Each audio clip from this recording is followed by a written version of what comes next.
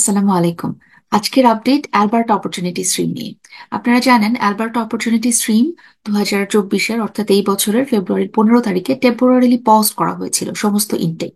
এই মাসের 3 তারিখে অর্থাৎ জুন 3, 2024-এ আপডেট এসছে আলবার্টার কাছ থেকে যে এই প্রোগ্রামটাকে আবার ওপেন করা হবে। কিন্তু ওপেন করা সব সময়ের জন্য হবে না, নির্দিষ্ট ডেটে হবে।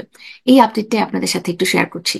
অ্যালবার্টা অ্যাডভান্টেজ ইমিগ্রেশন প্রোগ্রাম অর্থাৎ এএআইপি এই প্রোগ্রামের আপডেট পেজে দেখা যাচ্ছে জুনের 3 তারিখে দুটো আপডেট এসছে। একটা হচ্ছে Alberta opportunity stream application acceptance resumes on June 11, আর একটা হচ্ছে নিউ গাইডলাইন্স ফর এএআইপি। আমি নিউ গাইডলাইন্সটাতে পরে আসছি, রিজিউমের ইনফরমেশনটা আগে একটু শেয়ার করে নিচ্ছি।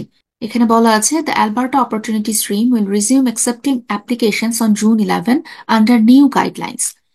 This new approach will result in better processing times and also offer applicants multiple opportunities to apply to the program for the limited number of available provincial nomination certificates. প্রথমেই একটা information মনে রাখতে হবে যে প্রত্যেকটা গভর্নমেন্টের জন্য নমিনেশনের একটা কোটা দেওয়া হয়েছে গভর্নমেন্টের কাছ থেকে, ফেডারেল গভর্নমেন্টের কাছ থেকে।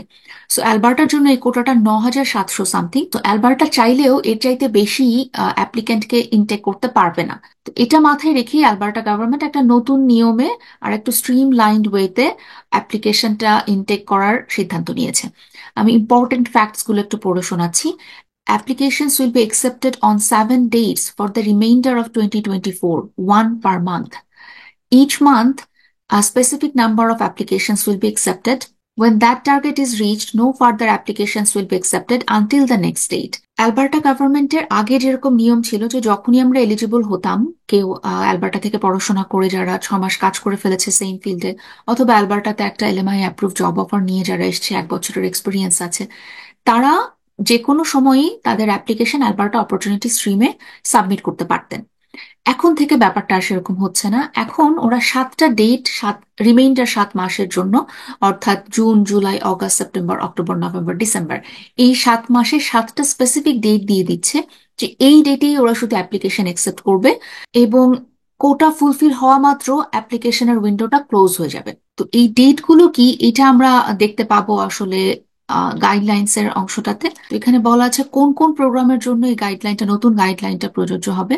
Effective June 11, 2024, the following streams and pathways have adopted the new approach: Alberta Opportunity Stream, Rural Renewal Stream, Accelerated Tech Pathway, tourism and hospitality stream. আপনারা জানেন ট্যুরিজম অ্যান্ড হসপিটালিটি স্ট্রিমটাও ফেব্রুয়ারিতে ওপেন হয়েছিল এবং একদিনের মধ্যে কোটা ফুলফিল হয়ে গিয়ে আহ, নতুন অ্যাপ্লিকেশন আর দেওয়া যাচ্ছিল না।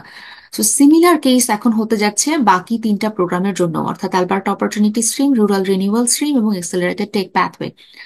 এখন ডেট গুলো যদি আমরা একটু খেয়াল রাখি, applications will be accepted monthly starting on the following dates: June 11, July 9, August 13, September 10, October 8, November 5 and December 10। এই যে 7টা ডেট, শুধুমাত্র এই 7টা ডেটেই অ্যাপ্লিকেশন এখন সাবমিট করা যাবে। এরপরে বা এর আগে সাবমিট করা যাবে না। এবং এখানে আরো যোগ করা হয়েছে when a stream or pathway monthly application target is reached, no further applications will be accepted until the next date. So আরো একটু ইনফরমেশনের জন্য, অর্থাৎ কোটা কতটুকু আছে কোন স্ট্রিমে সেটা জানার জন্য আমরা অ্যালবার্টা অ্যাডভান্টেজ ইমিগ্রেশন প্রোগ্রামের প্রসেসিং টাইমস এন্ড অ্যাপ্লিকেশন লেভেলের যে ট্যাবটা আছে এখান থেকে, বা যে পেজটা আছে এখান থেকে আমরা দেখতে পারি। এখানে বলা আছে যে অ্যালবার্টা অপরচুনিটি স্ট্রিম থেকে 11 জুনে যে ড্রটা হবে সেখানে 430টা অ্যাপ্লিকেশন অ্যাকসেপ্টেড হবে, 9 জুলাইতে 444, 13 অগাস্টে 430, 10 সেপ্টেম্বর 444, এভাবে করে এটা অল্টারনেটিভলি 430, 444 করে হতে থাকছে পুরো বছর জুড়ে। একইভাবে express entry stream accelerated tech প্যাথওয়ের জন্য এই এই মাসের কোটা হচ্ছে 30, পরের মাসে সবগুলো মাসেই আসলে 50 করে দেখা যাচ্ছে। রুরাল রিনিউয়াল স্ট্রিমে এই মাসের জন্য 145, পরের মাসের জন্য 160 এবং অল্টারনেটিভলি 145, 160 করে চলতে থাকছে বাকি সময়গুলোতে, বাকি মাসগুলোতে। এছাড়া ট্যুরিজম অ্যান্ড হসপিটালিটি স্ট্রিমে এই মাসে 130, পরের মাসে 143 এবং অল্টারনেটিভ ওয়েতে মাসে মাসে চেঞ্জ হতে থাকছে।